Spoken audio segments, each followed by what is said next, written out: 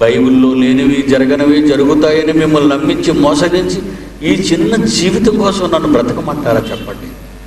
60-70 ఏళ్ల జీవితంలో నా జీవితంలో 60 ఏళ్ళు గడిచిపోయాయి. ఇక మహా బ్రతికితే చాలా చిన్ని జీవితం. ఈ చిన్ని జీవితంలో ఎవరికి ఎందుకు భయపడాలి? నా తండ్రికి తప్ప. భూమి మీద కోసం ఆయన నేను నమ్మలేదు. క్రీస్తునందు కేవలము సుఖాల కోసం, అవసరాల కోసం, శరీర అవసరాల కోసం నేను యేసుప్రభువుని నమ్ముకోలేదు. ఆయన ఇష్టాన్ని నెరవేర్చడానికి ఎన్ని కష్టాలైనా వచ్చినా ఎదుర్కొని నిలవటానికే అనేక మంది పిల్లలను Bible open city India international ద్వారా రాష్ట్రం, దేశం, ప్రపంచ దేశాల్లో ఈ colleges of Bible technology నెలకొల్పాను.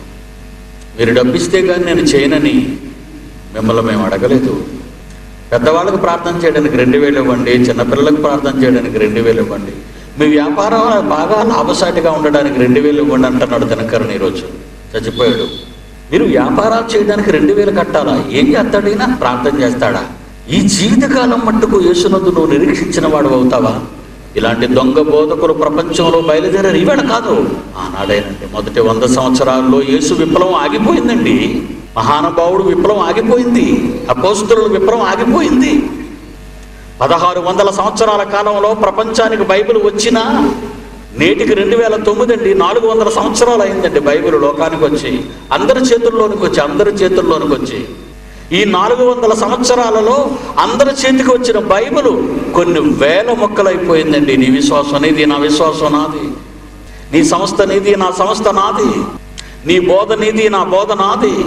Okay Bible అయినా, ఒకే యేసైనా, ఒకే విశ్వాసమైనా, ఒకే అనే పదాన్ని చదువుకున్న ఈ క్రైస్తవులు ఇన్ని ముక్కలుగా ఎందుకు అయ్యారు అని ఏ ఒక్కరైనా ఈ 400 సంవత్సరాల్లో ఆలోచించారా? అలా ఆలోచించలేదు కనుక బైబిల్ గ్రంథం మత పుస్తకమైంది.